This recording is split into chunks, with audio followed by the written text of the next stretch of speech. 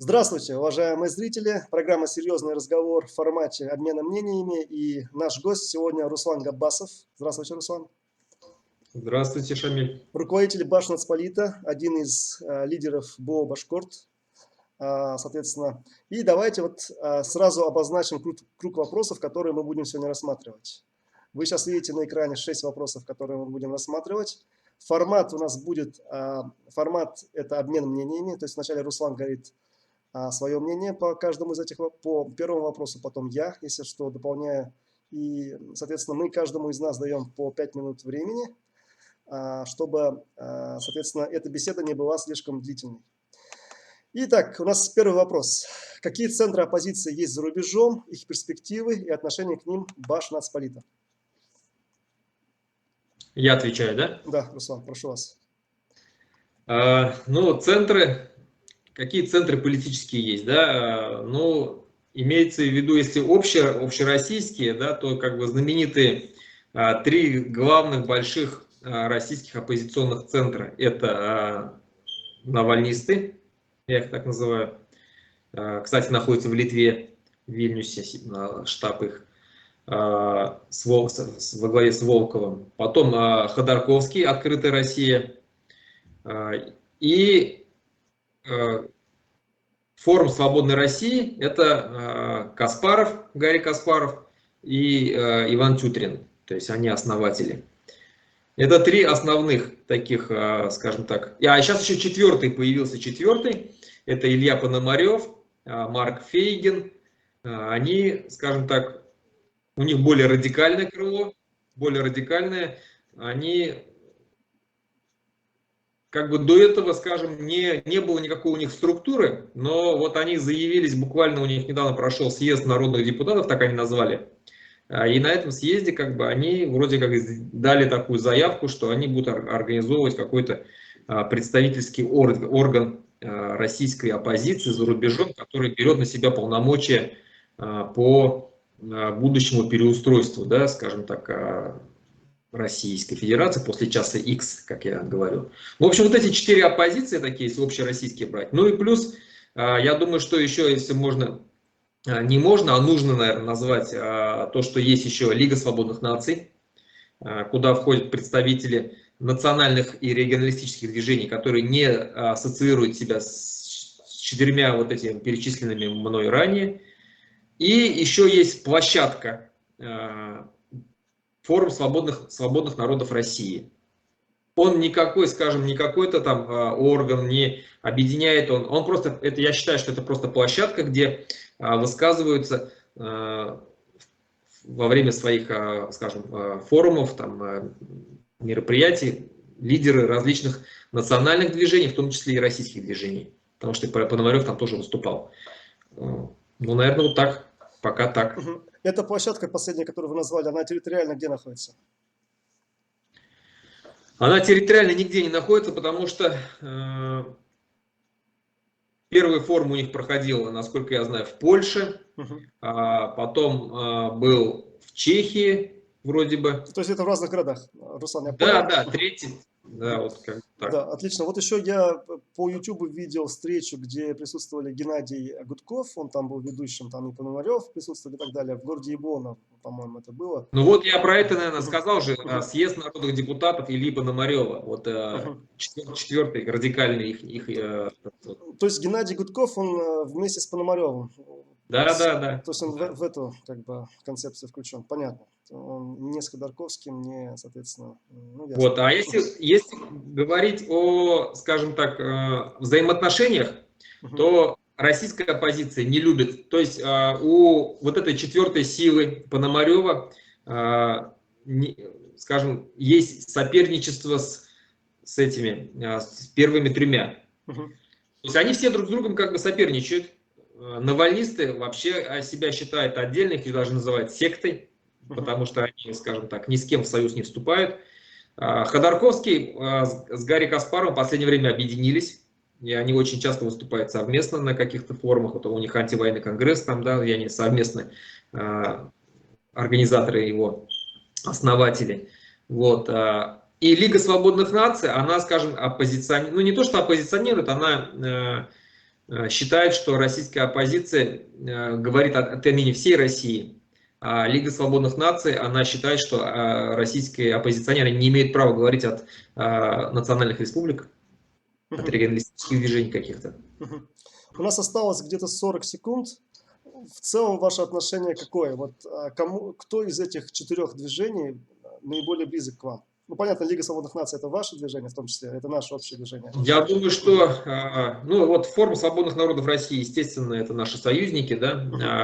а вот из тех 4 перечисленных общероссийских, я думаю, что, наверное, все-таки Илья Пономарев, наверное, ближе.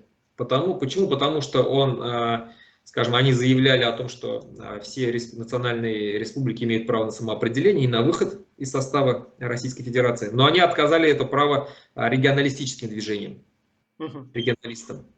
Понятно. Ну, Хорошо, спасибо. Уложились 5 минут. Теперь давайте я отвечу на первый вопрос. Здесь я хочу сказать, что Руслан Габасов более осведомлен насчет всех этих движений оппозиции за рубежом. Я за ними наблюдаю исключительно через YouTube, непосредственно с ними не контактирую. Могу сказать, что в принципе у всех у них есть проблемы с легитимностью, потому что кого они представляют ли они только себя, либо нет. Это вот, собственно, есть такая проблема. То, что касается движения Ходорковского, например, то наблюдения мои за интервью Невзлина, допустим, Ходорковским лично показали, что Невзлин, возможно, в этой двойке, значит, он более такой, как бы, отвечающий моим взглядам, да, потому что Ходорковский, он все-таки имперец, и в некоторых своих интервью до войны он это четко проявил, например, в позиции по Чечне, когда он там говорил, что соответственно, значит, они не зря завоевали Чечню, чтобы там ее отпускать или что-то в таком духе. Да? У Невзина сейчас ситуация. Понятное дело, что у Невзина это высказывание его связано с тем, что сейчас идет война в Украине. Если бы не было войны, они бы все бы оставались бы имперцами. А сейчас они вдруг вспомнили там про народы и так далее, прочие разные коренные народы. Это все понятно. Но в целом, вот, например, то же самое, когда Ходорковский говорил про Собчак, то есть когда-то выставлял себя, значит, он там ее хвалил. Также было видео, где Ходорковский не очень хорошо обзывался о Навальном до того, как он сел.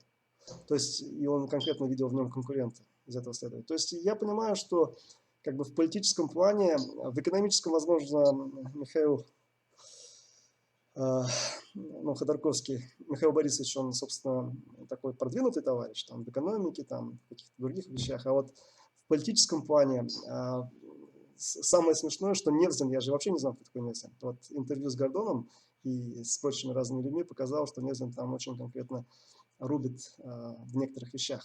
И в политических вещах он говорит более близкие мне вещи, скажем так. Тот факт, что про Собчак говорил Ходорковский, например, ну, мне тоже показалось странным, потому что ну, для меня очевидно, что Собчак – это одновременно и троянский конь, и лошадь императора. То есть, как бы, да, это и то, и другое. То есть она одновременно и троянский конь в стане оппозиции, ее основная задача – превращать любой протест в балаган, соответственно, да, и, в общем, с ней все понятно. То есть, как бы, вот. Что касается, значит, движений Пономарева, оно мне более нравится. То есть, что касается движений Ходорковского и Каспарова, я их вообще бы не разделял. Потому что я думаю, что это, в принципе, они могут по-разному называться. Но, ну, в принципе, сейчас они соединились, да, ну практически. да. Но я видел, что это еще несколько лет назад я наблюдал за их форумами, которые там они вместе беседовали. По-моему, вы там тоже присутствовали. То есть Ходорковский с Гарри Каспаровым, там они собираются, беседуют. В общем, мило там либералы, которые, значит, выехали за рубеж, и каждый высказывает свою точку зрения. Ну, отлично, окей. Вот, то есть это, по сути, одна и та же сила. Это, как бы, я бы их в одном определил бы. Соответственно, ну, естественно, Лига свободных наций, с моей точки зрения, это наиболее такое движение, которое отвечает в наибольшей степени нашим интересам, Лига свободных наций. Пономарев, здесь у него такая фишка, он вышел на том, что у него якобы Легион Свободы России там воюет, там уже якобы несколько сот человек, по словам Арестовича, по словам Пономарева, там их больше 1000 уже. В общем, но это никак не подтверждено, то есть это просто набор слов. То есть нету никаких видео, где мы видели бы, что вот люди там воюют, потом показали, что вот мы именно там как-то связаны с Пономаревым, там как-то так, то есть такого нету. То есть любой бы мог бы выйти из тех либералов, кто уехал за рубеж, и сказать, что вот они там что-то организовывают, там у них какие-то люди воюют там, и прочее. То есть верифицировать это невозможно, скажем так, да. Вот, вот, собственно, мое мнение такое. То есть там, где два либерала, там может быть три мнения, это абсолютно нормально. Как бы, и то, что западная цивилизация, она рассматривает всех, то есть как бы пытаясь построить что-то на территории Северной Евразии после того, как уйдет Путлер, это очень хорошо. И в том числе она дает возможность и коренным народам России в виде Лиги свободных наций, Башнацполит и прочее. Вот с этим как бы я очень рад, что, я надеюсь, западная цивилизация будет с нами вести соответствующие контакты. Потому что ни Ходорковский, ни Каспаров, ни Пономарев, ни Гудков, ни прочие, они наши интересы не представляют. Как бы вот лично мои интересы они никак не представляют. Это вот в 10 минут мы уложились, как бы отвечая на первый вопрос. Давайте теперь перейдем ко второму вопросу. Перспективы признания независимости Республики Башкортостан Украиной и что будет следовать из этого признания. Руслан, вам слово. Но первый шаг мы уже сделали к этому, да, мы сделали заявление, где, кстати, Шамиль, вы тоже подписались, по поводу того, чтобы признать нашу Республику Башкортостан оккупированной территорией. То есть, если это будет признано, это уже будет первый шаг к тому, что, ну, первый шаг к независимости, признанию независимости, потому что саму независимость нам самим нужно будет, скажем так, добывать. Признание независимости Украины, потому что там Да. еще, да, еще есть... Потому что как бы признание признанием, но еще когда она оккупирована пророссийскими властями, там, различными манкуртами, да, от башкир, то еще нужно будет с ними побороться за это. Но что дает в случае, если как бы Украина признает нас независимым государством, это легитимность в первую очередь. Легитимность, и так как Украина, ну, никто, наверное, не сомневается, что она победит в этой войне, после победы она станет как минимум в Европе, наверное, да, то есть одной из таких уважаемых и авторитетных государств. Зеленский уже сейчас является политиком номер один в мире. Вот, и особенно Восточная Европа, они, скажем, держатся более тесно, то есть Балтийские страны, Польша, Чехия, Словакия, Украина, да, вот эти страны, они держатся, скажем, очень тесно, у них общие взгляды, и я думаю, что после признания Украины следующими начнут признавать нас уже вот эти страны, вслед за ними уже подключатся и другие западные страны, ну и вообще страны мира. То есть, когда вот этот вот принцип домино, одни признают, за ним пойдут следующие. Когда уже нас будут признавать ну, какая-то часть хотя бы стран, мы уже будем легитимны, уже то есть наша независимость будет, ну, еще раз говорю, легитимная, да, и мы можем уже входить в клуб, скажем, да, независимых государств. Вот это самое главное, что если только, главное, чтобы какое-то одно независимое государство начало признавать нас. Вот. Это основная, скажем так, цель. Понял. Хорошо, вы как бы за 2,5 минуты ответили. Теперь давайте тогда, как бы время у вас еще есть, конечно. Ну, хорошо, раз ответ готов, тогда теперь я. Я еще могу, скажем, Давайте. после того, как ты скажешь, что-то добавить еще свое. Понял, хорошо. Ну, значит, тут бы, я бы что сказал бы, вот 11 октября, в день суверенитета Башкортостана, я обращался тоже к Зеленскому, вот видео соответствующее есть на YouTube-канале Башкортостан с целью, с просьбой признать независимость Республики Башкортостан. На текущий момент признана Ичкерия, плюс еще в процессе, уже идет процесс, там в Раду должен быть закон попасть. Немножко поправлю. Ичкерия признана оккупированной территорией, не независимым государством. Оккупированной территорией. Ну да, оккупированной территорией. Хорошо, да. Вот это очень весомая поправка. И там идет процесс по Республике Татарстан. Не только, тоже поправлю, еще идет процесс по признанию Южных Курил, то, что они являются японской территорией. Да, ну Южных Курил, да, я имею в виду из национальных республик, по Республике Татарстан это совершенно точно идет.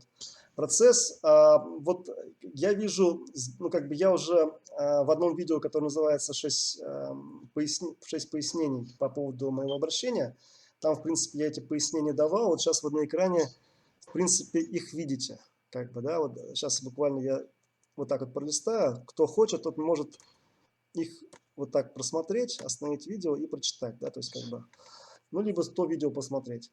Сейчас я вот единственное хочу добавить к тому, что я до этого говорил по поводу признания, что прежде всего это идеологический шаг. То есть понятное дело, что факт признания Украины независимости Республики Башкортостан, он сам по себе не будет иметь никакого особого значения, если как бы все останется так, как есть. Но мы понимаем, что ничего не останется так, как есть. Да, после победы Украины, после падения политического режима все будет совсем по-другому.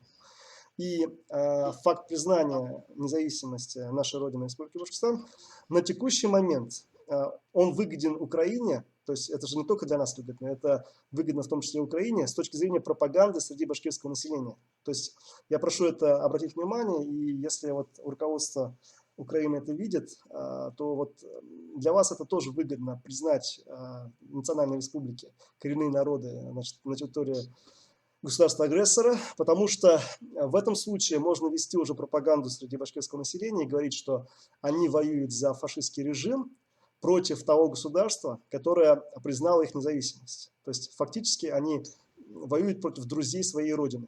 То есть, да, и хотя бы остатки совести у кого есть, у этих манкуртов, там, я не знаю, да, у башкирских манкуртов, у татарских манкуртов и прочее, вот у них когнитивный диссонанс может случиться, то есть как бы, да, вот в какой-то степени.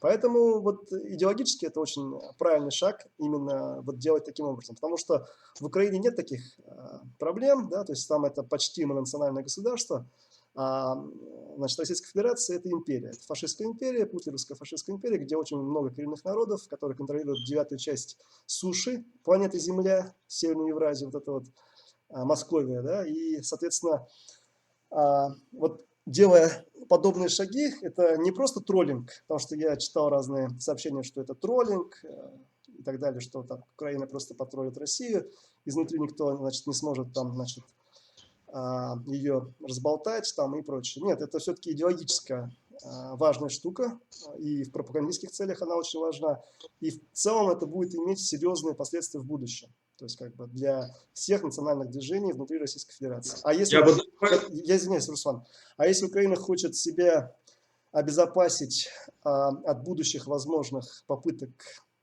денацификации и деукраинизации, фактически русификации, да, то, соответственно, как бы государство Украины это как бы очень выгодно, чтобы их сосед с востока был, соответственно, не в виде империи, да, а либо в виде независимых государств определенных, как бы, да, либо же в виде какого-то конфедерации, там, федерации там, и прочее, прочее. То есть в любом случае Украине это выгодно. И любой цивилизации это выгодно. Вот поэтому, соответственно, тут речь идет не только про нашу выгоду, то есть про Республику Башкортостан и там, прочие республики, которые будут признаны Украиной, но и, я думаю, для тех, кто для Украины в том числе. Вот ответ. Я бы добавил бы еще, что исторически у нас уже есть опыт, скажем, общения украинского государства и башкирского государства, потому что в 17 году, когда Башкирская республика образовалась, ее Украина признала. На тот момент независимое государство Украина уже признавало нашу республику. И были контакты. Поэтому как бы опыт уже такой есть. А так, да, согласен полностью. Ну да. Да, хорошо. Мы ответили, соответственно, на данный вопрос. На второй вопрос давайте теперь поговорим про третий вопрос. Прогнозы насчет путинского политического режима в Российской Федерации, я бы сказал, в так называемой Российской Федерации, потому что это государство федерации не является. Когда этот режим закончится и что будет в результате? Ну, вообще, конечно, это дело неблагодарное, да, гадать вот так вот, когда рухнет, что будет. Никто не знает. Мы можем только гипотетически, да, то есть предположить, исходя из какого-то исторического опыта, как это было там, да, много раз до этого, вот, или в других странах. Вот, ну, я считаю, что все-таки, если вообще режим Путина максимум продержится 2 года, то есть максимум, то есть вообще уже на следующий год, я думаю, что, наверное, весной, летом уже станет ясно все всем.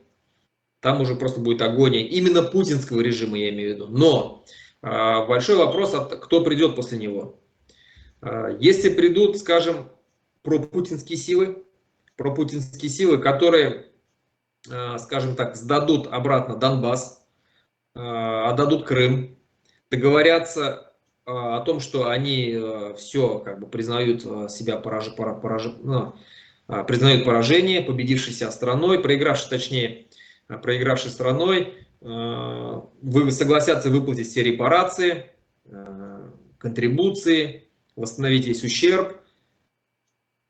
И что они могут сделать в этом случае? Замкнуться в своем собственном, в этом государстве, да, Россия, и превратить Россию в Северную Корею-2. То есть, возможно, просто Украина не будет ее добивать и согласиться на те условия, которые, скажем, вот которых сейчас я назвал, да, выплата там всех контрибуций, там, да, отдача всех территорий, в том числе и Крыма.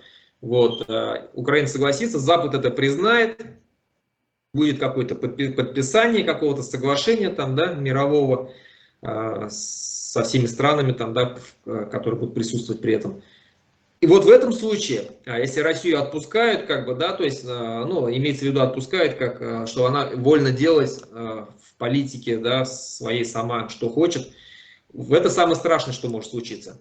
Тогда Россия превращается в Северную Корею-2, Россия замыкается не во внешнюю, а во внутреннюю политику, полностью уходит в сторону Азии, в сторону Китая, с кем она может будет общаться, там Китай, Иран, какая-то там, возможно, с Турцией, да, какие-то отношения, с Западом, наверное, там уже ничего, никаких отношений не будет. И, соответственно, в этом случае у нас Россию ждет стагнация, потому что я уверен, что никаких санкций не отменят. Естественно, экономика будет также продолжать погибать, а национальные республики ликвидируют. Особенно после того, как многие национальные движения сейчас подняли голову, заговорили о независимости. Это самое страшное. Самый лучший вариант, какой может быть, естественно, это если произойдет переворот, либо это будет переворот вверху, скажем так, элиты какие-то, и придут либеральные силы, и в этом случае как бы мы уже будем заявлять о своей независимости, и если будут пытаться нас силой давить, то мы ответим, естественно, им отпором, да, то есть объединившись с другими национальными силами других национальных республик или регионалистических республик, регионалистических движений точнее. Вот. Либо это произойдет какая-то революция снизу, который сметет всех, и уже там тоже как бы все будут, каждый сам за себя, наверное, там какой-то, может, вполне возможно, лидеры национальных республик или там регионалистических движений соберутся вместе, решат какую-то общую судьбу, либо расходимся, либо еще что-то. Ну, в общем, вот так вот я вижу. Пока, в общем, как это будет, никто не знает. Но я уверен, что будет хаос, будет, наверное, какая-то гражданская война, потому что до этого Путин уже довел конкретно. Все вот эти солдаты, которые вернутся, многие из них будут озлобленные, обманутые, брошенные, потому что какие бы либеральные силы ни пришли в будущем, они вынуждены будут договариваться с Западом, они вынуждены будут признать эту войну агрессивной, они будут вынуждены осудить всех, кто развязал эту войну, всех, кто в ней участвовал. То есть, соответственно, все, кто сегодня воюет, они не будут получать никакой пенсии, никаких выплат. Они будут брошены на произвол судьбы, как сегодня брошены там те же самые афганцы, там, да, то есть, вот, и так далее. Все. В этом случае, я говорю, нас ждет гражданская война, где-то межнациональные какие-то конфликты будут, где-то территориальные конфликты будут. Пока все это не устаканится, самое лучшее, если, конечно, западные силы, натовские силы ввели бы какой-нибудь там мораторий, то есть ввели какие-то свои миротворческие силы сюда, установили какой-то порядок там, да, хотя бы на 10 лет, то есть какой-то там, знаете, контроль над территориями, чтобы территории там сами развивались демократически под присмотром западных каких-то общезападных сил. Вот это, наверное, самый был бы лучший вариант. Да, отлично. Хорошо, теперь давайте я попробую ответить на вопрос. Прогнозы насчет путинского политического режима в Российской Федерации, когда этот режим закончится и что будет в результате. Ну, я в предыдущих видео уже на эту тему говорил, а сейчас хочу сказать, резюмируя. Ну, первое, я не знаю, что будет в результате, когда он закончится. но я с высокой вероятностью, не менее чем 90%, могу сказать, что постепенно государство, так называемая Российская Федерация, входит в смуту. То есть мы входим в смуту, и что будет по выходу из смуты, сколько времени будет продолжаться смута, это неизвестно. Пока мы в нее не вошли, то есть мы постепенно в нее идем, но пока еще не вошли. Я думаю, в 2022 году мы в нее не войдем, в смуту. Значит, на территории Северной Евразии смута бывала достаточно часто. Вспомним того же самого Пугачева, там всякие уже Дмитрий, там прочее, там гражданская война, которая была там, в начале 20 века и прочее. Да, то есть смута была достаточно часто. Что объединяет все эти смуты? В результате всех этих смут все равно в какой-то момент единый центр был в состоянии контролировать всю территорию Северной Евразии и делать из контролируемых территорий государства так называемой Российской Федерации, ну, либо Российской империи. То есть все предыдущие смуты заканчивались этим. Что отличает нынешнюю ситуацию от всех тех, которые были раньше? Ну, прежде всего, это самое главное, это наличие внешнего игрока. То есть внешний игрок – это западная цивилизация и ВСУ.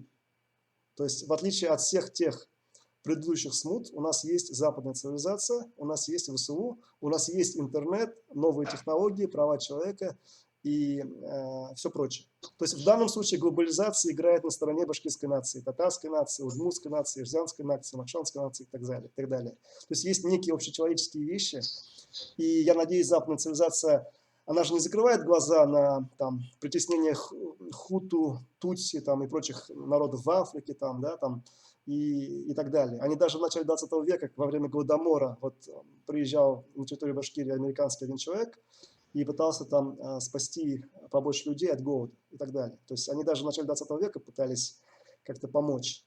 И я надеюсь, что вот наличие такого верховного, значит, более высокого, более цивилизационно развитого арбитра в виде западной цивилизации, в том числе в виде вооружений, в том числе в виде НАТО, миротворческих контингентов и прочее, позволит минимизировать ущерб, если он будет каким-то образом возможен, и так далее. Потому что мы же понимаем, что если начнется война за независимость национальных республик, это будет геноцид. Это будет геноцид вооруженными людьми российской армии, мирного населения. Мы это все прекрасно видим, как это происходит в Украине на текущий момент и так далее. Если они с братьями-славянами так поступают, то они гораздо хуже будут поступать с тюркскими народами, с финно-угорскими народами, с бурятами, калмыками и так далее. То есть это абсолютно логично. И все это они творили, все эти бесчинства, убийства и так далее, они творили на протяжении веков. И, вот, конечно, нельзя так говорить, но сейчас весь мир видит, что они из себя представляют. Это фашистская империя, что они из себя представляют, и на чем вообще держится единство их государства. Да, то есть вот есть нации, которые перешли этот рубеж, допустим, англичане или французы там, или испанцы, они тоже были виновны в разных геноцидах, но у них это уже прошло. У них прошел комплекс имперскости, имперофашистский синдром, они перестали быть имперофашистами. У них свои национальные государства. Англия, Франция, там, Испания и прочее. Значит, вот эти ребята, которые из Московии, которые навязали русскую идентичность крепостным крестьянам, извините, я вот так скажу, да, я могу быть не до конца точным, но вот вся эта большевистская идеология, это когда группа людей захватывает другую группу людей. До этого, ну давайте, ладно, я не буду эту мысль развивать. В общем, сейчас мы слишком далеко уйдем. Да, я буду на этот вопрос отвечать. Значит, по поводу путинского режима. Когда он закончится, я сказать не могу, потому что теоретически у него есть варианты. Вот, например, такой вариант, который сейчас я вам прочитаю. Вот тут такой есть демотиватор один, да? Сейчас, минуточку. Вы его видите на экране. Вот смотрите, вот такой текст я немножко придумал. Зомбанутость не является смягчающим обстоятельством. Если зомбанутые полностью покорны главе секты и под его влиянием совершают преступления, то это никак не освобождает их от ответственности. Глава секты любит устраивать кровавые пиры. Огромная армия зомбаков, по сути, еще не начинала воевать. Глава секты знает, как их заставить проливать кровь, свою и чужую. Он с этим справится. Ну и аят из Корана есть, да, вот аят 22 из суры 14. Шайтан скажет в судный день обитателям ада: «У меня не было над вами никакой власти. Я лишь позвал вас, и вы вняли моему зову». То есть, грубо говоря, существуют, к сожалению, варианты, при котором он может заставить большое количество людей умирать и убивать ради своих бредовых мыслей, идеологии, садистских там, и мазохистских наклонностей и прочее. Продолжать играть в кальмары и так далее. То есть я тут не хочу давать подсказки, как бы, да, но те же самые варианты Северной Кореи, соответственно, вырубить YouTube, сделать Рутюб, полностью военное положение, закрыться там и так далее, и так далее. Такие варианты есть. Это как бы и при некоторых условиях, я не могу судить, что это с высокой вероятностью, с маленькой вероятностью, при некоторых условиях политический режим будет держаться долго, вот, если он так будет держаться. И вот это нужно иметь в виду. То есть как бы, поэтому однозначно можно сказать, что мы постепенно войдем в смуту. Выход из смуты, когда будет и что будет по итогам, я сказать не могу. Собственно, я просто выхожу за рамки 5 минут своих, поэтому, наверное, как бы я сказал свое мнение. Давайте перейдем к следующему вопросу. Пойдет ли Путин на ликвидацию национальных республик и что в этом случае делать башкирам? Вот я вот буквально сказал в прошлом, отвечал когда на прошлый вопрос, что если дадут... Сейчас пока он не пойдет на ликвидацию национальных республик, потому что он сейчас зависим от того потока бойцов, которые идут с национальных республик, а он идет действительно очень большой по сравнению, если пропорционально брать, да, процентное соотношение, то из национальных республик больше, чем из других там регионов. Вот. В процентном соотношении имею в виду еще раз. Вот. И сейчас ему выгодно, он таким способом убивает сразу двух зайцев. Одновременно он воюет нашими бойцами, башкирскими, бурятскими, тувинскими и так далее. И одновременно зачищает национальные республики от молодого пассионарного общества, да? От тех, кто может как-то в будущем и поднять оружие против Москвы, допустим, если довести до этого. Вот. Поэтому ему выгодно пока, и такой, скажем, такой резонансный и резкий шаг, как на ликвидацию национальных республик, я так думаю, что сейчас пока он не пойдет на это. Но как только, если эта война закончится каким-то перемирием, пусть это будет временное перемирие, там, как по подобию Минских соглашений, там, да, на несколько, там, на которое растянется на 2-3 года. Либо это будет признание там, своего поражения, как я сказал, и там, возврат там, территории. То есть, да, и, там, в этом случае, я думаю, даю 99,9% то, что ликвидация национальных республик будет непременно. Потому что, еще раз говорю, они увидели потенциал национальных движений, что никакие, скажем так, желания отделиться и создать свои собственные государства не пропали за все эти годы, что национальные движения живы, что они достаточно сильные.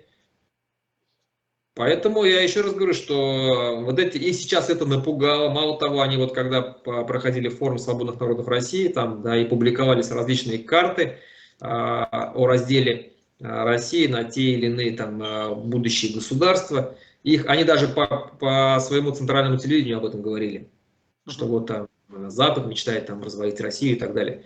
Это их, естественно, напугало. Сейчас это номер один у всех политиков, имеется в виду оппозиционных, ну и вообще на Западе об этом часто говорят, о будущем переустройстве России, о будущем создании независимых государств, как все это будет происходить и будет ли это происходить. И я уверен, что в Кремле за этим внимательно следят. Поэтому для них это угроза, и эту угрозу они постараются нивелировать и ликвидировать тем, что они уберут национальные республики. Ну, вот так. Я вас понял. Теперь давайте я как бы отвечу на данный вопрос. Пойдет ли Путин на ликвидацию национальных республик, и что в этом случае делать башкирам? Да? Ну вот смотрите, сейчас, вот, если бы я был Путлером, да, то есть, само собой, мобилизация непопулярная штука, нужно мобилизировать тех, кого я не люблю больше всего. Кого он не любит больше всего? Национальные меньшинства. Вот их нужно мобилизировать как можно больше. То есть мобилизировать на передовую, в окопы, чтобы их побольше сдохло. Когда их побольше сдохнет, после этого можно ликвидировать их республики национальные. Это, да, и плюс еще вопрос с уголовниками. ЧВК соответствующие. Уголовники, их нужно содержать, платить за них деньги и так далее. Если они выйдут на свободу, еще что-то, они могут тоже представлять опасность для режима. Поэтому мы же знаем, что есть огромное количество росгвардейцев, которые не воюют, которые нужны для охраны режима. И их достаточно, чтобы полностью контролировать российское общество, так называемое. Да? Но в этом обществе, это общество неоднородно. Среди них есть лица нерусской национальности. Так вот, нужно побольше лиц нерусской национальности ликвидировать путем отправки их на войну с Украиной. И вот, собственно, этой задачей они сейчас достаточно хорошо на первом этапе мобилизации занимались. Да? А для этого они, собственно, создавали идеологию соответствующую. Плюс они дискриминировали по этническому признаку, чтобы среди национальных меньшинств, в частности, среди башкир, было поменьше образованных, побольше людей, которые из деревень, да, там, не могли нормально зарабатывать. Их единственный способ заработать – это поехать контрактником, там, значит, либо на вахту и прочее, прочее. То есть вот соответствующая стимуляция, идеология там, и исторические, например, параллели Северной Амуры, там они там радостно такие любезники, любезар и вперед подыхать и прочее. Мне мой дедушка Улатай рассказывал, как во время Великой Отечественной им давали стопку водки выпить. То есть им давали стопку водки выпить и против фашистов. Фронтовые 100 грамм. Фронтовые 100 грамм, да. И он говорил, что он сам не пил, он давал, кто хочет, возьмите пейте, он сам не пил. Как бы, да. И он видел, как многие пили, шли в атаку и умирали. Но я слово подыхали, как бы, но я не буду слово подыхали говорить. Притупляется чувство, да. скажем, страха и да. безопасности. Здесь он делает то же самое. То есть здесь то же самое, и вот этот менталитет играет, они очень тонкие психологи. Они очень тонкие психологи и знают, как манипулировать сознанием, вся эта пропаганда, как из людей делать фашистов, и чтобы эти фашисты, зомбанутые, думали, что они воюют против фашистов, якобы освобождают там что-то и прочее. То есть, как бы, вот они очень умело этим занимаются, и дезинфекция – это очень сложная штука. Вот. Что касается того, что Путин пойдет на ликвидацию национальных республик, если он выберет сценарий Северной Кореи, если его до этого не свергнут, то он однозначно пойдет на ликвидацию национальных республик. То есть он сделает эти шаги и в том числе ликвидирует национальные республики. Для того, чтобы минимизировать это, есть как бы два шага для минимизации этого. Один из шагов прописан в моей статье, которая называлась «Как минимизировать риски возможной гражданской войны на территории Дель-Урала». Соответственно, вот эту статью я посылал Рафису Кажапову, и в предыдущем интервью, собственно, мы по одному... На вашем сайте мы ее выложили. Да, вот мы обговаривали. Соответственно, вот второй пункт как раз этому, вот сейчас вы видите на экране, этому посвящен. Да, то есть как бы вот вы можете почитать, что здесь написано, остановите это видео, и там есть ответ. Это вот то, что касается первого момента. Второй момент – это, как я уже говорил в интервью с вами, это стратегия АВН – активное вооруженное невмешательство. То есть, соответственно, если вы считаете себя башкирским националистом, татарским националистом, удмуртским, ирзианским националистом, макшанским националистом, чувашским националистом и прочее, вы должны следовать стратегии АВН. То есть ни в коем случае не быть мобилизированным, не попасть на фронт, чтобы не воевать на стороне врага башкирской, ну, или чувашской, там, или татарской нации. Да? То есть Путлер – это враг всех наших наций. И мы не должны воевать на его стороне из-за его государства. Да? И против Украины, которая друг нашего государства, которая в будущем, я надеюсь, признает независимость наших республик. И, соответственно, вот исходя из этого, активное вооруженное невмешательство – это означает, что вы активно наблюдаете за процессом, являетесь националистом своей нации. Это не обязательно башкирская нация. Эрзианская нация, там, макшанская нация, татарская нация, там, чувашская нация и прочее. Да? То есть вы являетесь националистом своей нации, вы, значит, не участвуете в войне Путлера против свободной Украины, и вы следуете стратегии АВН, активное вооруженное невмешательство, то есть вы вооружены. Каким образом вы будете вооружены, это очень сложный вопрос. Учитывая законодательство, учитывая то, что большинство из вас не военные люди, я тоже, учитывая то, что у нас, например, Украина, она имеет возможности, прямые выходы к странам НАТО, хорошие поставки оружия, обучение там, потому что, ну, как бы, как там все начиналось? Там все начиналось с правого сектора. Вот Майдан, правый сектор и прочее. А там у них все-таки были возможности в определенных местах собираться, тренироваться и прочее, да? Вот как бы у нас даже таких возможностей нет. У нас раньше был СБН, который полностью, значит, был взят под контроль. И сейчас достаточно сложно на территории Республики Башкортостан где-то, значит, с каким-то людям встречаться, собираться, как-то тренироваться, иметь схроны с оружием там, и прочее. Это достаточно сложная штука, это нужно понимать. То есть, ну вот, поэтому я вам не могу конкретные рекомендации давать, но если вы будете следовать стратегии АВН, активное вооруженное вмешательство, и вас будет много, и вы будете иметь горизонтальные связи, то это, может быть, поспособствует тому. Плюс к этому, если вы все будете вот соблюдать то, что вот здесь написано, вот сейчас вы видите, да, что нужно нам делать, если Путлер ликвидирует наши республики. Это я обращаюсь к башкирам, татарам, удмуртам, марийцам, чувашам, Эльзе и Мокше, да. Вот. То вот если мы вот эти 2 пункта будем выполнять, то я думаю, что в этом случае как бы, ну, это вот будет адекватная реакция на возможный риск со стороны Путлера. Так, я выхожу за время свое, поэтому давайте переходим к следующему вопросу. Следующий вопрос – это у нас: возможна ли гражданская война в Башкортостане? Прошу. Я думаю, что я уже так немножко косвенно как бы ответил на этот вопрос. Я считаю, что да. Нет, если гражданская война имеется в виду, если внутри самого Башкортостана, между нациями, которые здесь, между народами, которые живут в Башкортостане, то не знаю, как бы, да, но все возможно вообще. Все зависит от того, как все пойдет, да, как все закрутится.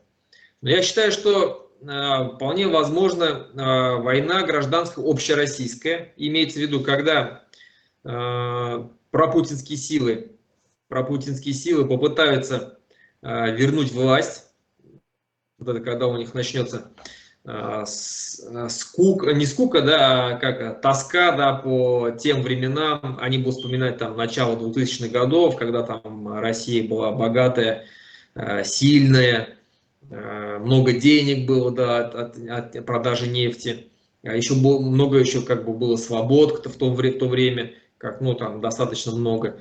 Вот, они не будут вспоминать вот 90-е, не 90-е, а вот эти годы сейчас, да, то есть они будут вспоминать лучшие годы. Это как сейчас советские люди, которые тоскуют, точнее, ватники я их называю, да, которые тоскуют по Советскому Союзу, там вспоминают лучшие там 70-е годы, да, когда там все было практически, да. Ну, никто из них не вспоминает конец 80-х годов, когда были талоны, очереди и так далее. И здесь то же самое. Вот эта сила попытается вернуть, да, власть пропутинские. Их действительно, к сожалению, очень много. И они действительно представляют какую-то силу. Вторая, если либералы, скажем так, да, не захотят отпускать национальные республики, а могут объединиться с теми же самыми пропутинскими силами и пытается нас силой вернуть, тогда тоже вполне возможно будет какая-то гражданская война. Ну, тут уже будет гражданская война между национальными силами и пророссийскими общими силами. Вот. И если брать внутри Башкортостана, то мы именно поэтому наш Башкирский национально-политический центр строит проект башкирской политической нации. Почему? Потому что мы понимаем, что если делать ставку только на башкирский этнос, то, к сожалению, это может привести к очень печальным событиям и вплоть до там югославского сценария. Потому что у нас 3 крупных этноса проживают, это русские, татары и башкиры. Плюс у нас 2 тоже достаточно крупных этноса, это чуваши и марийцы, которых по 100 тысяч. У всех есть свои интересы, у всех есть свои какие-то культурные, языковые потребности. Поэтому нужно будет учитывать все пожелания всех народов и строить вот именно какую-то политическую нацию, где всем будет хорошо. Если этого не делать и идти, вот я говорю, по моноэтническому какому-то проекту, да, то есть опираясь только на башкир, а остальные, скажем так, здесь гости какие-то, да, то это может привести действительно к каким-то конфликтам. К тому же у татар Башкортостана за спиной будет Казань, который будет постоянно, скажем так, защищать интересы татар республики. У русских будет за спиной стоять Москва, ну или там другие центры какие-то, там, может, Уральская республика, да, если она к тому времени будет уже существовать. Ну и то же самое у марийцев, и у чувашей и так далее. Поэтому, если мы грамотно выстроим нашу политику, наши взаимовыгодные дружеские какие-то отношения между народами Республики Башкортостан, то ничего не будет, потому что жить в мире всегда лучше, пусть даже в худом мире, всегда лучше, чем чем воевать. И я напомню, что любая война все равно заканчивается за столом переговоров, как бы то ни было. Но к тому времени мы можем потерять очень много народу своего, а мы не такие большие народы, чтобы воевать там, и терять там своих ребят. Поэтому лучше сразу стараться договориться и жить как бы в мире. Я понял. Вот я тут с вами полностью согласен, когда вы сказали, лучше сразу договориться и жить в мире. И вот я опять поэтому хочу вам показать вот эту статью, которая называется «Как избежать, как минимизировать риски возможной гражданской войны на территории Дель-Урала», в котором как раз сказано, что до входа в смуту, да, как бы, о чем мы должны договориться, и ряд этих договоренностей здесь, собственно, прописан. Как бы, да, и мне очень понравилось то, что, например, Рафис Кашапов полностью согласился вот с первыми двумя пунктами, да, из этих договоренностей. Теперь, соответственно, отвечая непосредственно на вопрос по поводу, возможна ли гражданская война в Башкортостане. Ну, я думаю, что теоретически она возможна, но практически маловероятна. И я считаю, что нам необходимо сделать все, чтобы ее не было.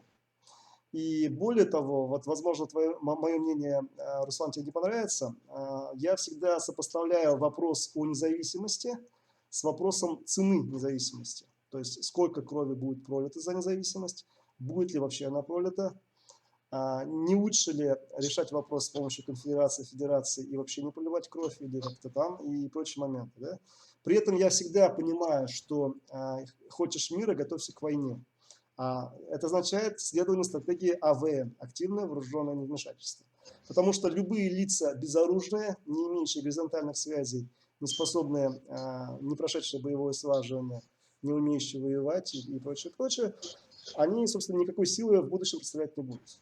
То есть, как бы, да, ну, они могут там что угодно говорить на разных форумах, за границей, вот как я сейчас нахожусь там, и прочее, прочее, да, но по сути должны быть люди, которые, соответственно, имеют соответствующее вооружение и так далее. Потому что даже если мы обратимся к истории Первой Башкирской республики, Колчак не давал оружие валидовцам, оружие дали именно Чехословацкий корпус в основном, именно они. И благодаря этому, собственно, все и происходило. И то же самое, все, что касается с Украиной.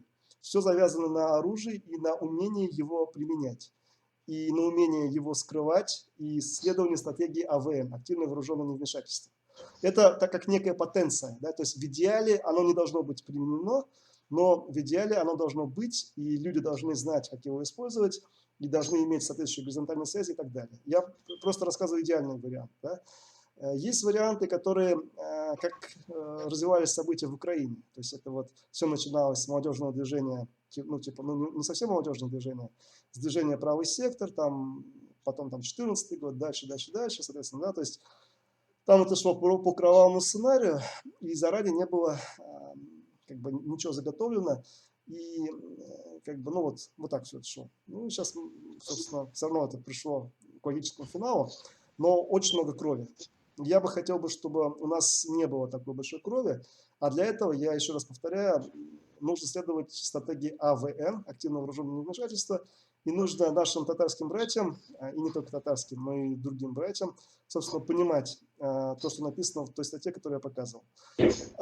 И также мы признаем Уральскую республику, если она возникнет, Русскую Уральскую республику, если они хотят так называться, я это полностью признаю, Сибирскую республику, Дальневосточную республику и так далее. То есть любые регионалисты с русской идентичностью или с какой-либо другой, которые именно за свои регионы и прочее. Это наши союзники. Это наши союзники, да. То есть мы как бы абсолютно лояльно к ним относимся, мы не лезем к ним, они не лезут к нам, мы хотим добрососедских хороших отношений, мы друг друга сразу признаем, если вы к нам обратитесь, как бы, ну и, собственно, ну, примерно так я вижу ситуацию. То есть избежать гражданской войны можно, и более того, я считаю, что она не только невозможна, она маловероятна. То есть возможность есть, вероятность, но она, скажем так, ну, не превышает 40%.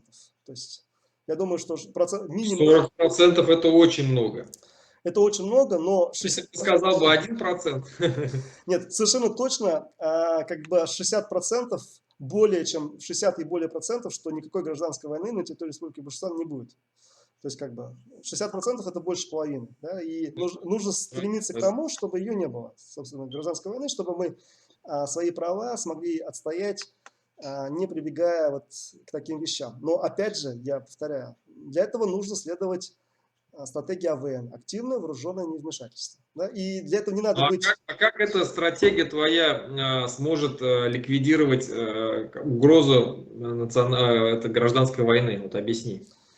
Ну смотри, если... Мы сейчас не вмешиваемся в войну в Украине, да, сохраняем свой потенциал, но это же наше противоречие же между там другими между народами, которые в Республике Башкортостан не снимает никак. Ну, я просто еще раз хочу повторить пословицу: хочешь мира, готовься к войне. То есть вот эта пословица о чем говорит? Эта пословица говорит о том, что если у вас есть необходимое количество вооружений, людей, способных его применить, то сам факт того, что вы на это способны, означает, что на вас уже кто-то не будет пытаться осуществить какие-то сепаратистские идеи. Если есть противоречия, которые, скажем так, не обговорены никак за столом переговоров, то наоборот наличие оружия и опытных бойцов наоборот приведет к какому-то конфликту. Поэтому нужно, я считаю, что просто нужно садиться, договариваться в первую очередь, Ну да, обговорить все спорные моменты, а уже потом да, я полностью согласен, да, тут нет противоречия. Вот как раз вот эти моменты, они частично вот в этой статье проговорены, то есть, которую я показывал. То есть там как раз некоторые части там сказаны по поводу языков там и прочее, прочее. То есть как бы вот это, ну, в некоторой части, не все вопросы, но в некоторой части все это проговорено, показано и так далее. То есть, но в любом случае нужно понимать, что если не будет никаких следования стратегии АВН, то любая власть, которая установится на территории Северной Евразии, она, собственно, поступит точно так же с башкирским любым правительством, как Ленин поступил с башкирским правительством времен Валидова. Просто их расстреляют и все. Скажут, что договор с ними не стоит клочка бумаги, на которой они написаны. Вот и все. Как бы, да. Поэтому как бы, здесь все нужно четко понимать.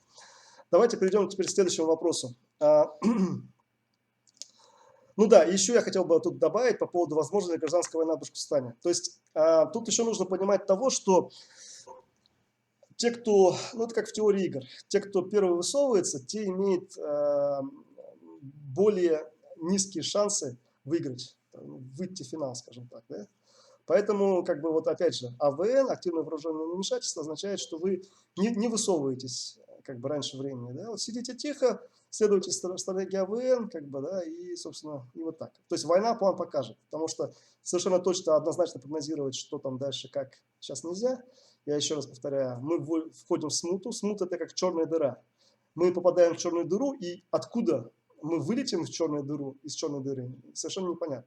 Потому что вообще государство может просто рухнуть под собственным весом, и никакой войны не будет, как Советский Союз распался, вот так же по границам все распадется, и все. Такое тоже возможно. Да? Возможно, как бы совершенно разные сценарии. То есть есть варианты, связанные, там, допустим, Пригожин, Кадыров, разные там военные группировки, там у Хабирова там какая-то своя группировка есть военная, там вот этот тот же самый, они могут вдруг переобуться там и прочее, прочее, да. Или, например, вот эти мобилизованные, когда начнут возвращаться частично, да, то есть это вот, допустим, Яковенко об этом говорит и прочее, и Невзоров тоже начал говорить, они вдруг, кроме мародерств на территории России уже, вдруг захотят, соответственно, пойти на Москву и свергнуть там кого-то в Кремле, например, да. Или, например, мы же знаем, что Генштаб не совсем хотел воевать, да, то есть мы знаем, что Путлеру даже приходилось, вот сейчас приходится использовать таких людей, как Пригожин, его ЧВК там и прочее, и он выводил даже, по-моему, из Росгвардии людей, в центр Москвы, загораживал там в определенный момент, потому что он чувствовал опасность от армии. Потому что армия там не очень сильно любит Путлера. Да? То есть армию заставляет идти подыхать, и они, собственно, как бы вот эти генштаб, генералы, они сразу изначально были против войны и так далее, и так далее. И также есть моменты, связанные с фашистами, вот с такими отъявленными фашистами.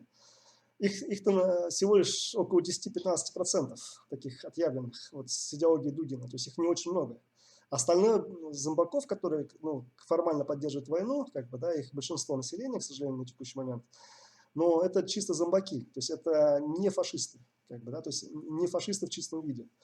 И если он опирается только на 10-15% фашистов и плюс силовой аппарат, который у него есть в условиях войны, как бы ему нужно, чтобы вот все те, кто пошел воевать, чтобы они сдохли, как бы, да, сдохли, без оружия вернулись там и как-то так. Потому что если те не сдохнут и повернут оружие в обратную сторону, или плененные, или в составе Легиона Свободы России, то это для него уже будет создавать серьезные проблемы для этого режима. Поэтому там совершенно куча разных вариантов. Поэтому здесь прогнозировать ничего невозможно однозначно. Плюс, например, даже тот же самый Нижний Тагил. Да, мы знаем, там ездят Искандеры с ядерным оружием, стратегическим наземного базирования. Да?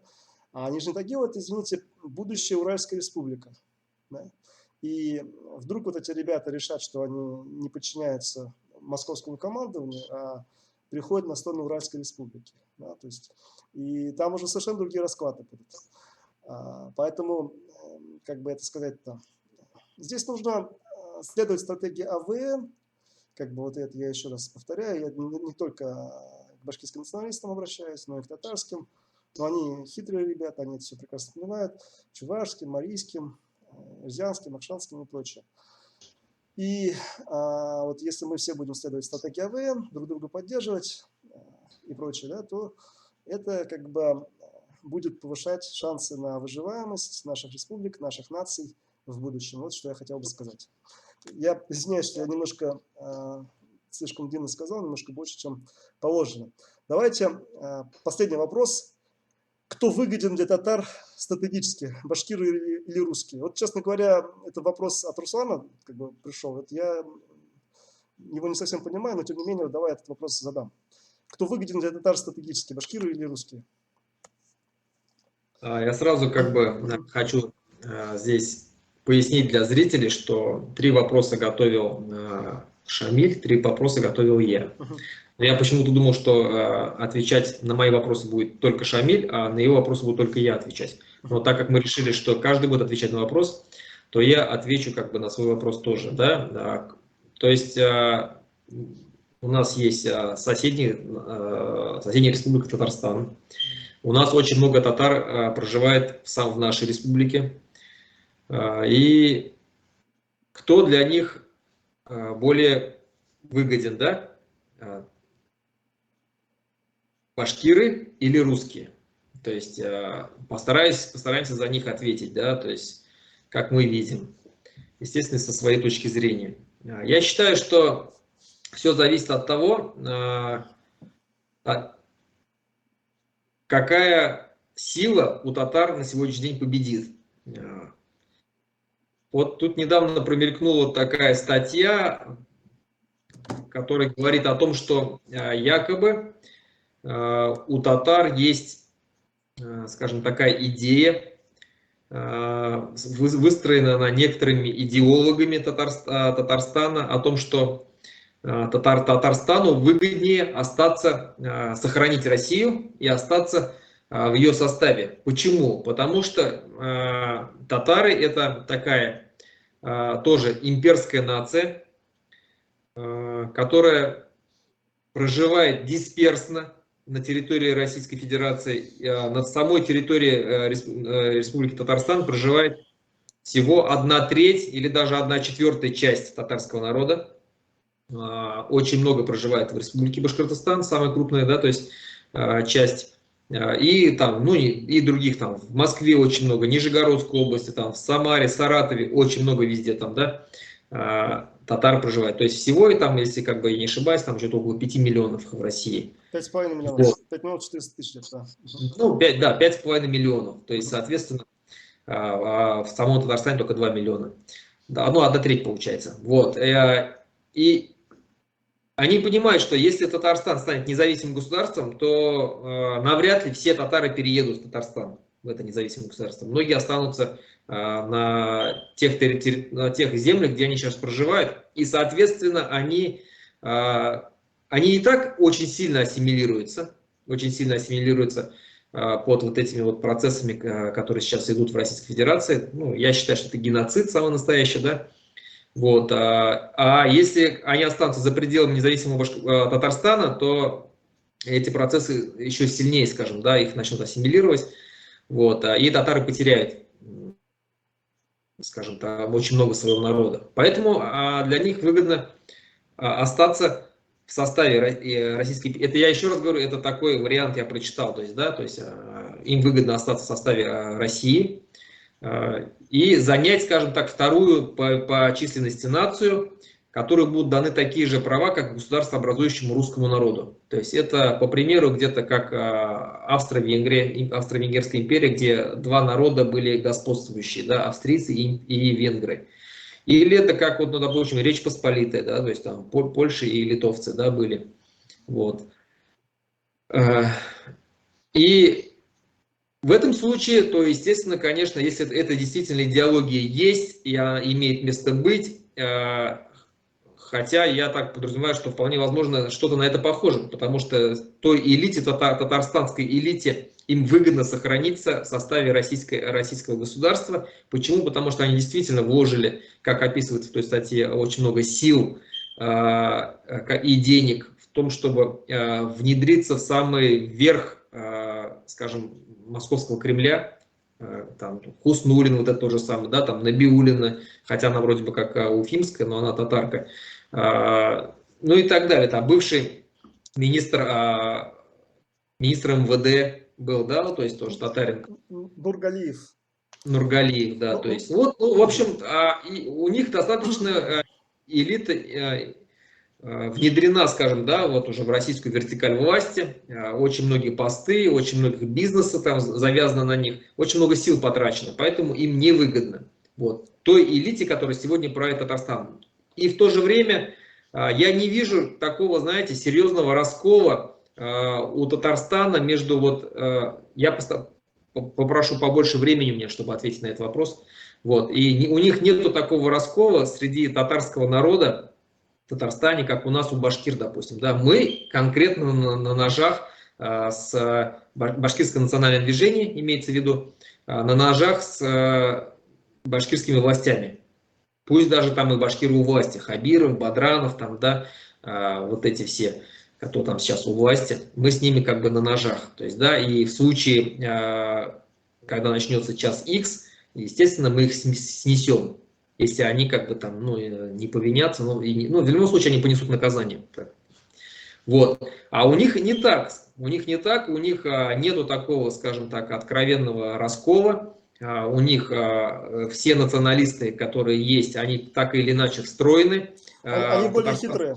Ну, они в целом более хитрые. Ну, я не знаю насчет хитрости, это действительно ли хитрость или это что-то другое. Я бы не сказал бы, что это прям, это тоже с одной стороны хорошо, а с одной стороны и плохо.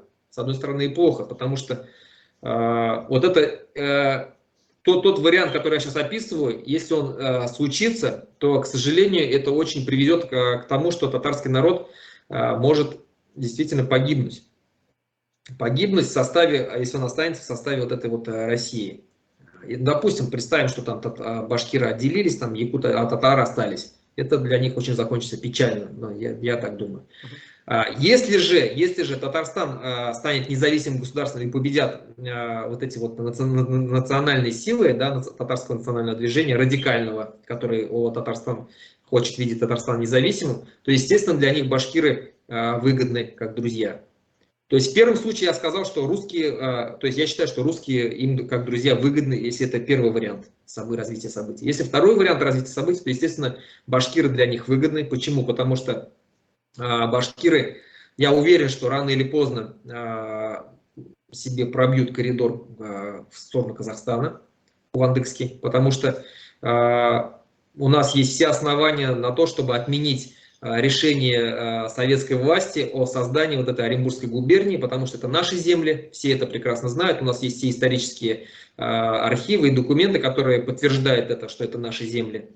Вот, и мы их предъявим, когда придет время.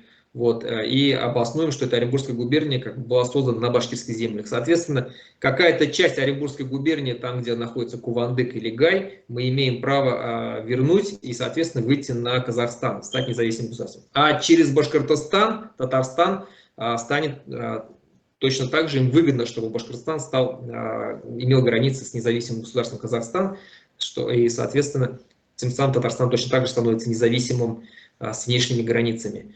Вот. Ну и плюс, к тому же, если вдруг ресентимент наступит у Москвы, и он захочет вернуть себе утраченные территории, Татарстан, Башкортостан, Якутию и так далее, то есть если и пойдет как-то там, будет пытаться там вернуть силой, соответственно, башкиры, я уверен, что придут на помощь Татарстану, к татарам, и я думаю, что совместно мы будем давать отпор имперским силам. В этом случае, еще раз говорю, тоже им выгодно, чтобы башкиры были друзья. Ну и плюс не надо забывать, что мы Исламская республика, у нас единые исламские ценности, мы Тюркская республика, и если мы станем независимым государством, то, соответственно, мы войдем в союз тюркских государств, который сейчас образовался, да, и там уже вместе Татарстан тоже самое войдет туда, и Чувашия войдет, да, мы уже там будем совместно, скажем так, решать какие-то общие тюркские вопросы, и нам, естественно, невыгодно быть врагами какими-то. Ну вот, как бы вот так я более подробно ответил. Понял, спасибо. Ну, давайте теперь я отвечу. Я на самом деле не хотел так глубоко уходить, но раз Руслан так очень глубоко пошел, мне, наверное, тоже придется.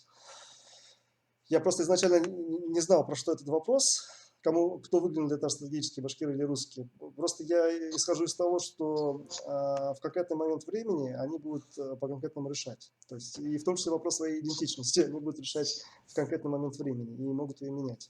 Значит, теперь все-таки, ну, давайте, тут есть некоторые моменты, которые все-таки мне придется осветить из истории там, и прочие моменты. Первое. Часть татарстанских и татарских элит, она действительно рассматривает башкир как свое пушечное мясо. То есть мы такое, значит, воинственное племя, как бы, да, которое можно использовать в качестве пушечного мяса. Сами они погибать не хотят, воевать не хотят. Вот есть такие башкирцы, которых можно использовать и прочее, прочее. Мы знаем это из истории, там, кто Казань защищал, это были башкирские тарханы в том числе из родов Эректы, там, из Капсак тоже были, и так далее. Да. Ну, да, вот и прочее. То есть вот есть такой момент первый. Второй момент. Есть вопрос, связанный с западными башкирами, которые сейчас имеют татарскую идентичность. Я думаю, что их поведение будет там по-разному на самом деле, но, грубо говоря, если победят имперо-фашисты, они будут оставаться татарами. Если победит федерализм, там, независимые республики башкиры, они сразу превратятся в башкир. Как бы, да? Третье, если башкиры восточные и южные станут более престижными в плане финансов, в плане боевой мощи там, и прочее, хотя бы как казахи, как бы, да, вот как казахи у себя в Казахстане навели порядок, казахский порядок, если южные и восточные башкиры на это станут способны, то те, значит, лица с татарской идентичностью, предки которых были западными и северными башкирами, ну, северные они имеют сейчас башкирскую идентичность, а западные во многом не имеют, да, они вдруг вспомнят, что их предки, оказывается, были западными башкирами, а никакими не татарами. И им пришлось стать татарами в результате политики большевиков, раскулачивания их земель башкирских вотчинных, того, что им, значит, запрещали, ну, то есть их язык называли татарским языком и так далее. Да?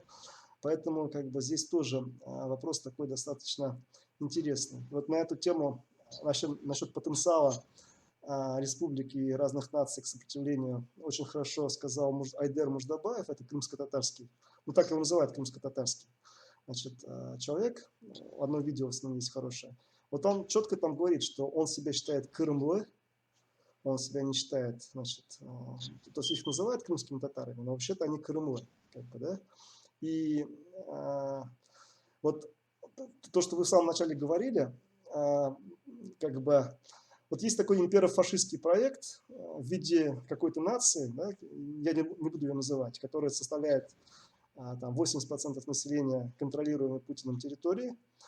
И, значит, вот они должны везде русифицировать, да, всех, кого можно. В национальной республике их нужно засунуть так, чтобы их было 50% и более, чтобы не давать национальным меньшинствам развиваться и прочее. Да? И вот относительно тюрков, как бы, вот такие интегрированные в Российскую империю товарищи стали именоваться татарами. Ну, вот так получилось, как бы исторически. Да? А если мы увидим, кто это вообще де-факто, кто это есть, но мы увидим, что там были, что это чисто сословие. То есть вот я прошу прощения у Рафиса Кашапова, у других татарских националистов, я уважаю татарскую идентичность, но вот когда, допустим, я же участвовал в башкиро-татарском дискурсе, да, я просто лекции еще на эту тему не сделал, но там часто говорили, что вот жили-были татары, по национальности татары, потом они вошли в башкирское сословие, и потом вышли из башкирского Вот, сословия. Шамиль, я Да. тебя перебью. Вот, вообще, я считаю, что нам ни к чему копаться в истории, кто кем был. На Да, самом хорошо. деле, кто сейчас кем себя ощущает, вот это самое главное. Если они себя ощущают татарами, то зачем Да, там... хорошо. Ладно, Руслан, окей. Я не буду сейчас глубоко, я просто одну вещь скажу и потом продолжу дальше. Да? То есть вот отвечаю на эту мысль, то есть на этот вопрос. То есть вот был такой момент, что люди из Казани во время переписи говорили, что вот они татары, а в ревизских сказках записаны как башкиры, их предки. Почему? Потому что вот якобы они как национальность были татары, потом вошли в башкирское сословие, потому что это стало выгодно, ну и потом после большевиков вышли из башкирского сословия. Так а они как татары откуда появились? Они появились как татары благодаря сословиям: татары служилые, татары ясашные, татары чемоданные, татары вашманные там, и прочие другие татары кавказские, которые де-факто азербайджанцы, татары крымские, которые де-факто крымлы, да, и прочее. То есть татары служилые – это в том числе те люди, которые служили на стороне Российской империи, которые, собственно, в том числе брали Казань в составе войск Ивана IV. Да? Кто брал Казань? Татары служилые, представители тюркских народов, которые стали служить Российской империи, их стали называть татары служилые. Вот, собственно, и все. Да? Татары ясашные – это кто такие? Это представители тюркских народов мусульмане, которые платили ясак государству. Да? То есть, а башкиры чем отличаются от них? Башкиры отличаются тем, что они ясак государству не платили. Они были вотчинниками, то есть те же самые тюрки-мусульмане, вотчинники имели, собственно, землю. Да, как бы. Ну, вот, собственно, ответ на вопрос. Татаро-вашманные кто такие? Это тюрки-мусульмане в составе Российской империи, которых Петр I или какой-то другой царь захватил и заставил строить флот. То есть рубить деревья, они там быстро погибали от этого, значит, рубить деревья, волочить эти деревья и строить российский флот для войны с Швецией и так далее. Их называли татары вашманные. Татары чемоданные. Что это за сословие? Татары чемоданные – это в районе Бугульмы жили представители тюркских народов, которые в том числе могли происходить из западных башкир, которым, соответственно, Российская империя их захватила, и конкретная профессия у них была развозить почту. Да, вот, собственно, их назвали татары чемоданные. То есть вот в условиях Российской империи они вот как угодно могли именовать их, и потом в какой-то момент, значит, там еще Марджани добавился позже, уже там 1860-х, 70-х годов, там идеология соответствующая пошла и так далее. То есть как единого целого такого народа на историческом моменте, то есть, ну, как бы, скажем так, 17-18 век его как бы особо и не было, да, не было никаких татарских восстаний и прочее. И поэтому с этой точки зрения, вот если мы говорим вот про их интерес, как бы, да, вот про их интерес, то есть мне-то, в принципе, скажем так, давайте так, я не хочу сейчас долго читать лекции на эту тему, но я совершенно уверен в том, что те люди, которые являются потомками западных башкир, они имеют как минимум немножко другой менталитет, чем, собственно, как бы, да, вот. И Шамиль вообще ушел в другую сторону. хорошо, Конкретно про окей, татар, все, отвечаю. Значит, татары просто, ушел. окей, татары не являются какой-то монолитной группой. Давай так, отвечаю на вопрос. Татары не являются монолитной группой, которая, соответственно, вот, то есть там очень много разных групп, которые имеют совершенно разное происхождение, и поэтому говорить о том, что для них выгодно стратегически, там, это сложно. То есть исторически так сложилось, что они не являются единой какой-то большой монолитной группой. Башкиры тоже не являются большой монолитной группой, да, в принципе. Вот, допустим, маленький какой-то народ, там, калмыки, там, буряты, там, еще кто-то, да, то есть они, в принципе, могут быть какой-то единой монолитной группой и стратегически что-то общее иметь, да. А с татарами уж тем более, как бы, да, учитывая, как они происходили, то есть и прочие моменты. То есть, поэтому, отвечая на вопрос, кто выгоден для татар стратегически, башкиры или русские, ответ такой, что для разных групп татар, разные группы татар будут выбирать разные модели поведения. Кто-то будет сотрудничать с так называемой Российской Федерацией, кто-то будет там за власть, кто-то будет помнить, что они, соответственно, потомки западных башкир, но изображать из себя татар там, из определенных соображений.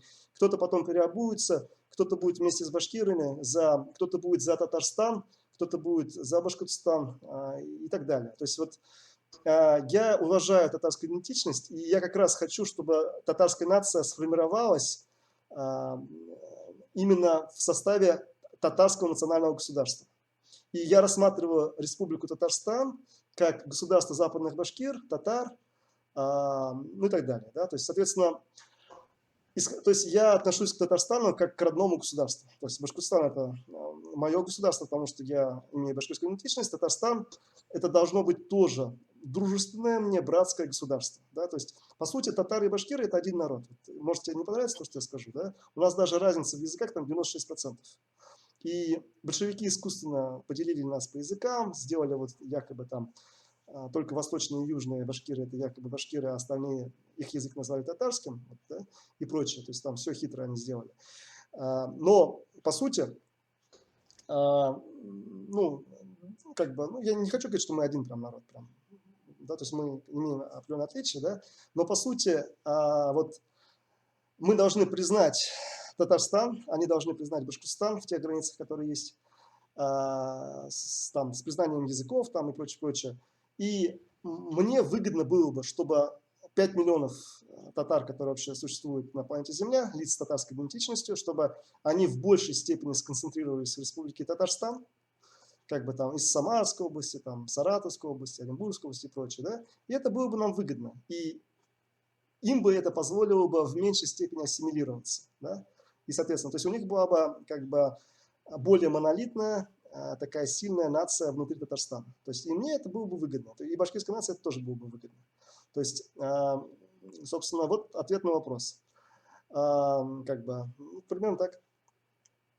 То есть, если резюмировать,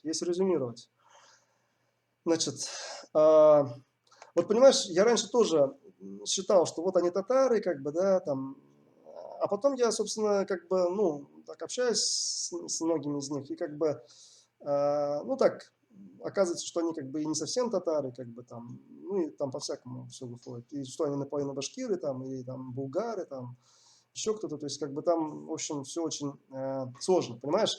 Вот, Шамиль, Руслан, я еще раз говорю, окей. это если он себя считает татаром, да, и вот он, когда ты у него спрашиваешь, кто ты, он говорит, я татар, а потом начинаешь копаться в истории, там выходит, что у него там дед был башкиром, там, или там мать чувашка, дед, бабушка чувашкой была.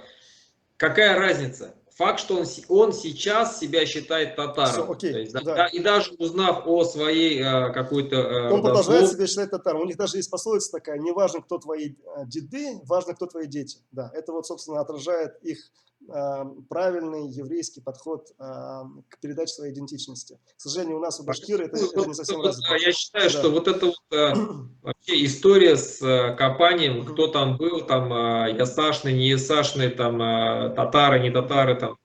Кем он себя сейчас осознает, тот он и является, и все. Нет, я полностью здесь согласен. То есть, смотри. Нам на этом именно и надо строить наши будущие татаро-башкирские отношения. Да. Кто То себя... есть я когда это говорю, я это говорю не с целью как-то их башкиризировать, да, а как раз показать, что я к татарам отношусь как к своему народу. То есть они такие же, как башкиры, даже язык почти такой же. Как бы, да, то есть, и я не понимаю вот многих восточных и южных башкир, которые, значит, зациклились на своем хаязычии, там, языке, который для них большевики придумали специально. И вот, базируясь на этом, соответственно, они строят свою башкирскую идентичность. Они лингвоцентричные башкиры, я их так называю. Да? У нас башкирская нация гораздо более широкая, красивая и конкретная. Ну, то есть я извиняюсь, да, что вот я так говорю. Как бы, при этом я, опять же, полностью поддерживаю суверенитет и территориальную целостность Республики Татарстан. Я считаю, что вот у нас есть татаро-башкирский симбиоз, да? И вот мы его должны поддерживать. Мы будем и через 100 лет выяснять, кто там татар, кто башкир, и через 200, и 300, но это будет в качестве шутки. То есть в отличие от Путлера, который, значит, пытается дерусифицировать, то, наоборот, то есть что такое денацификация Украины? Да? Денацификация – это, по сути, уничтожение украинской идентичности и навязывание русской идентичности. Да? Вот как бы. Вот я, в отличие от Путлера, то, что я говорю, чем отличается от того, что говорит Путлер, да? То есть, ну, Путлер же примерно то же самое говорит. Там у них идеология такая, что вот триединый русский народ, великороссы, малороссы, белорусы, там, тра-ля-ля, в таком духе. А у нас как бы получается, что, значит, от башкир, от западных достаточно большое количество татар произошло, как бы, да, то есть исторически, если рассматривать.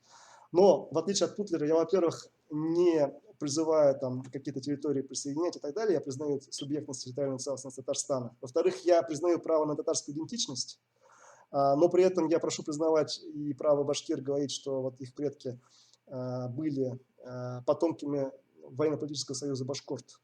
Да, а из этого следует, соответственно, что вообще-то, ну, как бы, ну, вот я тоже имею право считать, что их предки были башкирами, если они были частью военно-политического союза Башкорт, и в качестве членов военно-политического Башкорт они принимали участие в восстаниях, не в качестве татар, а в качестве членов военно-политического союза племен Башкорт. Как бы, да, это важный момент. Наверное, это. Подожди, Руслан, сейчас, я все-таки договорю. И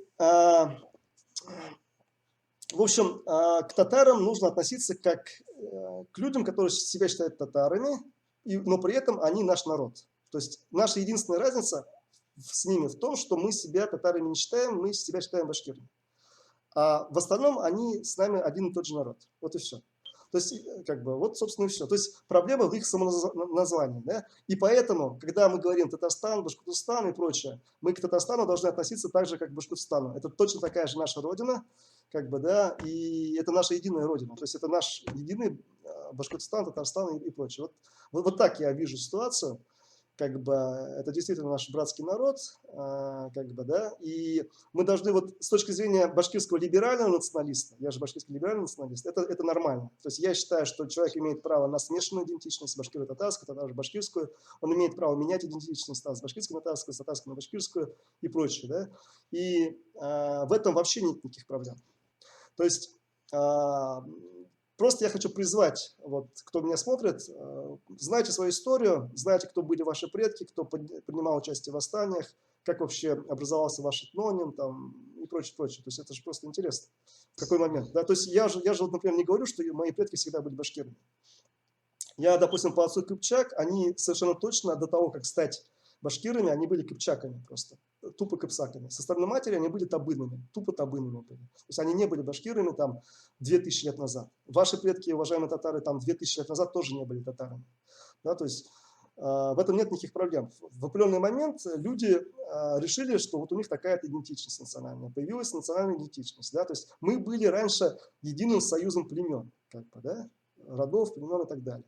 И вот в какой-то момент, значит, когда началось национальное строительство, вот решили, что вот эти являются такой-то национальностью, эти такой-то, какие-то большевики там кого-то каким-то образом записали, я сейчас не буду на это акцентировать, да, какой-то, соответственно, товарищ, которого звали на букву М, как его, ну, в общем, ну, вы поняли, о ком идет речь, там тоже как-то определенным образом все агитировало, там, и, собственно, у нас то, что мы сейчас имеем, такой результат. Вот просто, Руслан, почему я об этом говорю? Если об этом не говорить, то неправильно... Наверное, надо отдельную лекцию записывать. Все, окей, хорошо. Все это вылилось там уже, хорошо, не знаю, все, окей. Просто смотри, вот люди с Запада, которые анализируют ситуацию в России, да, они не совсем просто понимают, они же во всех тонкостях этнических процессов не вникают, как бы, да, и поэтому они не понимают потенциал. Вот, допустим, мне, например, немножко обидно. Я говорю, поэтому для этого надо отдельную передачу делать, Шамиль. Да, вот последняя мысль. Я, например, наблюдал, когда Хиллари Клинтон еще была, она приезжала в Татарстан, в Казань все время. Да? То есть они, допустим, с Америки, там прочие, видели в Татарстане, в Казани именно такой как бы высокий сепаратистский потенциал, скажем так. Да? Ну вот если мы смотрим по национальным движениям, мы видим, что там как бы не совсем там все хорошо с национальным движением и прочее. Да? И как бы если мы в историю увидим, мы увидим там забывачная республика, совсем мало крови, как бы, и все. Как бы, да? Но при этом мы видим Валидовскую республику, первая башкирская, там гражданская война там, и прочее, прочее. То есть мы, исходя из этого, просто делаем выводы, кто является реальной силой, кто представляет из себя реальный народ, как бы, да, то есть какой народ влился в другой народ, и как бы до конца ли он влился там, и прочее, прочее. То есть вот эти моменты, если бы западные аналитики тоже принимали бы внимание, они бы лучше бы все это понимали и представляли. Как бы текущую ситуацию, там вот когда Татарстан рассматривается как сказать-то, как локомотив такой, да, вот, а Башкортостан как бы, ну, не совсем локомотив, да, вот, который мы какое-то время назад наблюдали, мне просто, ну, это неправильная, значит, анализ ситуации вот, со стороны наших западных партнеров, я бы так сказал, да, вот это как бы я хотел бы тоже подчеркнуть. Поэтому я еще раз повторяю, башкиры, татары являются братскими народами. Я не понимаю вот этот вопрос, кто выгоден для татар стратегически, башкиры или русские. Естественно, башкиры являются для татар более выгодны стратегически, то есть однозначно. Мы не будем с татарами воевать из-за идентичности и из-за того, Татарстан, либо Башкортостан и так далее. То есть нам все время пытаются какую-то конкуренцию навязать между Татарстаном и Башкортостаном, там Салат Юлаев против Акбарса, еще и так далее, и так далее. Да? То есть нет, мы два крыла одной птицы, мы, соответственно, друг друга поддерживаем, как бы, да, и мы имеем разную идентичность, но одно происхождение, собственно, да, то есть вот примерно вот так можно ко всему этому относиться. Вот. Поэтому однозначно, как бы, если какой-то вопрос, мы вместе с татарами должны быть. Вот, я так считаю. Вот мы уже, к сожалению, вышли за час, который хотели в течение часа провести это интервью. Мы его уже проводим 1,5 часа, но на последний вопрос мы просто очень долго отвечали. Ну, я тоже прошу за это прощения. Вот, это был обмен мнениями, это был Руслан Габбасов, программа «Серьезный разговор». Благодарю вас за интервью. Руслан, вам есть что сказать? Нет. Спасибо большое, удачи. Албова. Яшахен Башкортостан, Яшасен Татарстан и слава Украине.